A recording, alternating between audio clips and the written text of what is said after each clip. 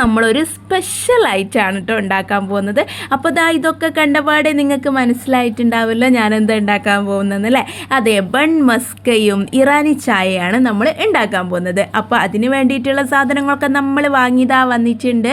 നമ്മൾ ഫസ്റ്റ് മെയിനായിട്ട് വേണ്ടത് ബട്ടറാണ് കേട്ടോ.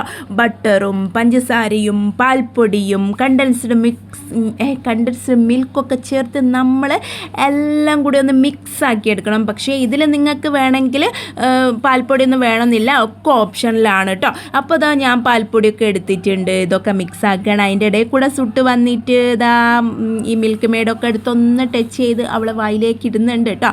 അങ്ങനെ ഇപ്പം നമ്മൾ ഫോണൊക്കെ എടുത്ത് നോക്കിയിട്ടുണ്ടെങ്കിൽ എവിടെയും ഇതാണല്ലേ ട്രെൻഡ്. അപ്പം ട്രെൻഡിനനുസരിച്ച് നമുക്ക് മാറണമല്ലോ. അപ്പോൾ നമ്മുടെ ക്രീം ഇവിടെ സെറ്റ് ആയിട്ടുണ്ട്. നമുക്കിനി ഇറാനി ചായക്ക് വേണ്ടിയിട്ടുള്ള സാധനങ്ങൾ നമ്മുടെ കുക്കറിലാണ് കേട്ടോ ഉണ്ടാക്കുന്നത്. അപ്പം കുക്കറിൽ ദമ്മിട്ടിട്ടൊക്കെ ആണല്ലോ ഇത് ഉണ്ടാക്കുക. പക്ഷേ നമ്മളിപ്പോൾ ദമ്മൊന്നും ഇടുന്നില്ല. നമ്മൾ ഇതിലേക്ക് മസാലയൊക്കെ ഇട്ടിട്ട് നമ്മളിത് വിസിലടുപ്പിച്ച് എടുക്കുകയാണ്. അപ്പോൾ അതവിടുന്ന് വിസിലടിക്കട്ടെ. നമ്മൾ ഇതിൻ്റെ അപ്പുറത്തെ സൈഡിൽ നമ്മൾ പാലും കൂടി തിളപ്പിക്കാൻ വെക്കുന്നുണ്ട് കേട്ടോ. അപ്പോഴേക്കും നമുക്ക് എന്ത് ചെയ്യാം? യെസ്, നമുക്ക് ബെന്നൊക്കെ നടുവ് കൂടെ കീറി വെക്കാം. അപ്പോഴേക്കും നമ്മുടെ പാലൊക്കെ ഓൾമോസ്റ്റ് തിളച്ച് വരുന്നുണ്ട്. അപ്പോൾ നമ്മുടെ വിസിൽ നമ്മൾ ഒരു കൈ കൊടുത്താലേ വിസിൽ അടിക്കൂ, അല്ലാതെ നമ്മുടെ വിസിൽ അടിക്കത്തില്ല കേട്ടോ.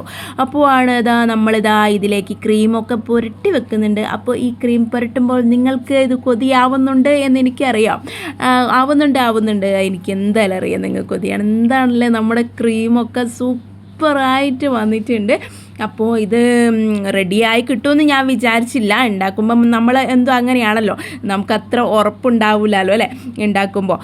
അപ്പം നമ്മൾ അതൊക്കെ ഫിനിഷ് ചെയ്ത് വെച്ചിട്ടുണ്ട്. അപ്പോഴേക്കും നമ്മുടെ ചായൻ്റെ റെഡി ആയിട്ടുണ്ട്. അപ്പം പകുതി ചായ പാഴുക, എന്നിട്ട് അതിലേക്ക് എന്തെടുക്കുക, നമ്മുടെ പാലും കൂടി മിക്സ് ആക്കുക. അപ്പോൾ നമ്മുടെ ഇറാനി ചായയും റെഡിയായി കേട്ടോ.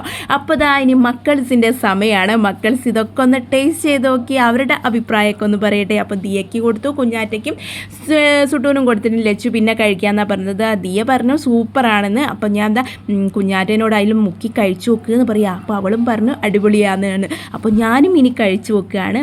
എനിക്കും ഇഷ്ടപ്പെട്ടു കേട്ടോ. പക്ഷേ സുട്ടൂന് ഇത് ഇഷ്ടപ്പെട്ടില്ല. അവൾക്ക് ബട്ടർ അത്ര പോരാ കേട്ടോ. പക്ഷേ ഇത് അടിപൊളിയാണ് കേട്ടോ. Okay, bye bye.